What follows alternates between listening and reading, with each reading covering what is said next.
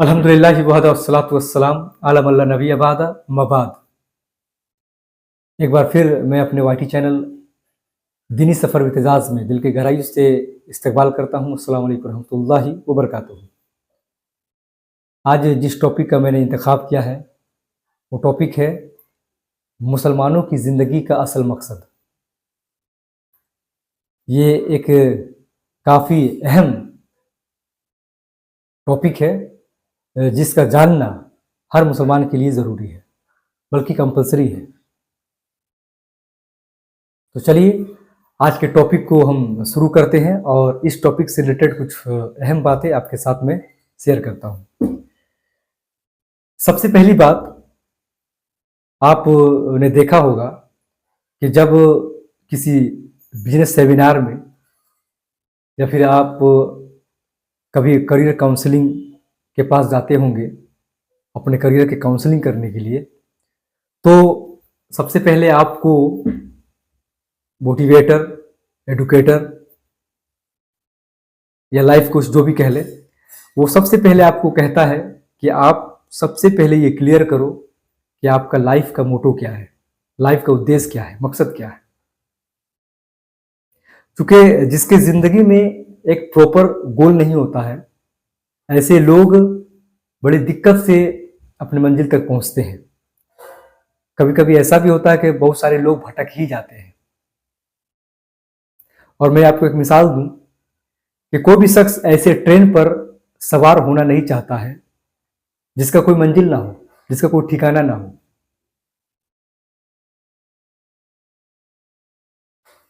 मुझे एक अच्छी बात मुझे याद आ रही है कि किसी शख्स ने पूछा कि एक शख्स था जो रेलवे स्टेशन पर बैठा हुआ था। उसे किसी ने पूछा कि तुम कहाँ जाना चाहते हो, तो उसने कहा मुझे पता नहीं है। फिर बाद में वही शख्स उस बंदे से पूछता है कि मुझे कौन सी ट्रेन पकड़नी चाहिए। तो वो शख्स जिसने पहले सवाल किया था कि तुम कहाँ जाना चाहते हो, उसने कहता है अगर आपका कोई मंजिल ही नहीं है तो आप किसी भी ट्रेन को पकड़ के कहीं भी जा सकते हैं। ये एक बहुत अहम बात है। अगर आपके लाइफ में कोई टारगेट ही नहीं है, कोई मंजिल ही नहीं है, तो आप का समय, आपका एनर्जी कोई मायने नहीं रखता है। आप क्या करते हैं नहीं करते इससे कोई मतलब नहीं है। इसलिए लोग कहते हैं कि लाइफ बड़ी नहीं होनी चाहिए, मीनिंगफुल होनी चाहिए। अब मैं लौटता हूं अपने असल टॉपिक की तरफ कि मुसलमानों की जिंदगी का असल मकसद क्या है। देखिए, ये जो दुनिया बनी है इसके पीछे रीजन है। दुनिया में कोई भी ऐसी चीज नहीं है जिसका कोई फायदा ना हो। अल्लाह सुब्हानहू व तआला ने कोई भी चीज बिना फायदे के नहीं बनाया है और सबका अपना अपना काम है। सबके वजूद के पीछे कोई ना कोई रीजन है, कारण है।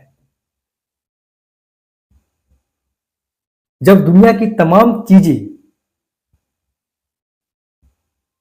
के पीछे अगर एक कारण है तो आप अंदाजा लगाएं कि दुनिया में सबसे सर्वश्रेष्ठ अशरफुल मखलूकात इंसान है, जिसे अल्लाह सुब्हानहू तआला ने सबसे बेहतरीन सांचे में ढाला है। क्या इस इंसान की जिंदगी के पीछे कोई मकसद नहीं होगा, कोई कारण नहीं होगा? बिल्कुल होगा। वो कारण क्या है, वो मकसद क्या है? अल्लाह सुब्हानहू तआला इसके बारे में कुरान मजीद में फरमाता है, वमा खलक़तुल जिन्ना वल इंसा इल्ला लियअबुदून, कि मैंने जिन्नों और इंसानों को फकत अपनी इबादत के लिए पैदा किया है। अब जरा इस आयत करीमा में गौर कीजिए। इस आयत करीमा में अल्लाह सुब्हानहू तआला ने स्पष्ट कर दिया है कि इंसान और जिन के पैदाइश के पीछे, उसके वजूद के पीछे अल्लाह सुब्हानहू तआला की इबादत करना मकसद है। यानी हमारी जिंदगी अल्लाह की इबादत के वास्ते है, ना कि मौज मस्ती करने के लिए, ना कि अपनी इच्छाओं पर चलने के लिए। और आज हम मुसलमान, गालिबन 99% मुसलमान 24 घंटे अपने ही नफ्सी ख्वाहिशात पर अमल करते हैं।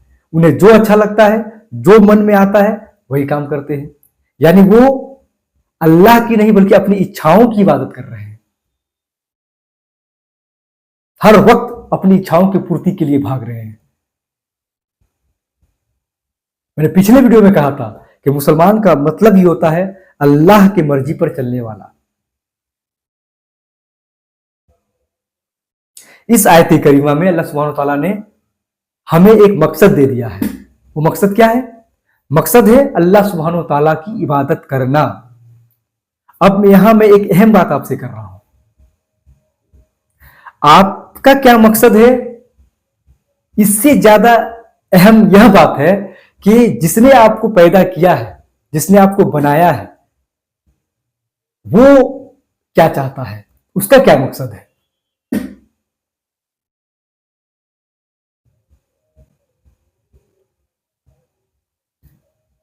आपको अल्लाह सुब्हानहू तआला ने अपनी इबादत के लिए पैदा किया है। अगर आप अल्लाह सुब्हानहू तआला की इस मकसद को पूरा नहीं करेंगे और किसी और काम के पीछे लग जाएंगे तो यकीन मानिए आप दुनिया में भी बेचैन रहेंगे और आखिरत भी आपका खराब रहेगा। जब से मुसलमानों ने अपनी इस मकसद को भुला बैठा, धीरे धीरे मुसलमान डाउनफॉल की ओर जाते गए और मुसलसल जा रहे हैं। हमारी डाउनफॉल की सबसे बड़ी वजह यही है कि जिस काम के लिए अल्लाह सुब्हानहू तआला ने हमें चुना था, जिस मकसद के लिए हमें बनाया था, आज हम उस काम को नहीं कर रहे हैं। चलिए इसे एक मिसाल से समझिए ताकि बात पूरी तरह से वाज़ेह हो जाए।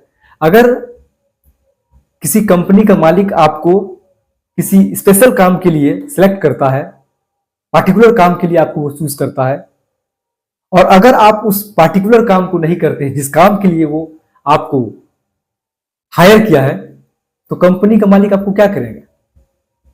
वो ये कहकर आपको बाहर का रास्ता दिखा देगा कि तुम अपने काम को सही से नहीं कर पा रहे हो, तुम इसके लायक नहीं हो। आज वही हाल मुसलमानों का है। अल्लाह सुब्हानहू तआला ने इस कौम को कुंतुम खैरा कहा था, मुसलमानों को कुंतुम खैरा के लक़ब से नवाजा है। लेकिन जब मुसलमानों ने अपने इस ओहदे का कदर नहीं कर सके, तब आज अल्लाह सुब्हानहू तआला ने इस कौम के यानी मुसलमानों को भी तनहा छोड़ दिया है। और आज हालत यह है कि मुसलमान दर दर ठोकरें खा रहे हैं, उनके ऊपर तमाम तरह की परेशानियां आ रही हैं। क्यों? इसलिए कि जिस काम के लिए, जिस मकसद के लिए अल्लाह सुब्हानहू तआला ने मुसलमानों को चुना था, वो काम आज मुसलमान नहीं कर रहे। वैसे तो अल्लाह सुब्हानहू तआला की इबादत हर इंसान के लिए जरूरी है, इंसान में मुसलमान भी आता है। पूरी दुनिया में सबसे बड़े ओहदे से अल्लाह सुब्हानहू तआला ने मुसलमानों को नवाजा है, एक बड़ी जिम्मेदारी दी है। हमारी जिंदगी तो ऐसी होनी चाहिए थी कि हमें देखकर लोग इबरत लेते।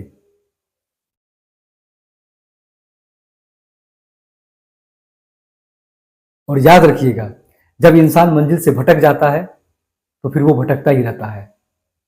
अगर हम दोनों जहां में, दिन और दुनिया दोनों में अगर कामयाब होना चाहते हैं तो हमें अपने मकसद को छोड़कर अल्लाह के मकसद को अपना मकसद बनाना होगा, अल्लाह को राजी करना होगा, अल्लाह के लिए जीना और मरना होगा। अगर हम ऐसा करेंगे तो यकीन मानिए हम दुनिया में भी इज्जत पाएंगे और आखिरत भी हमारा शानदार होगा। वमा अलैना इल्लल बलाग। अस्सलामु अलैकुम रहमतुल्लाहि व बरकातुहू।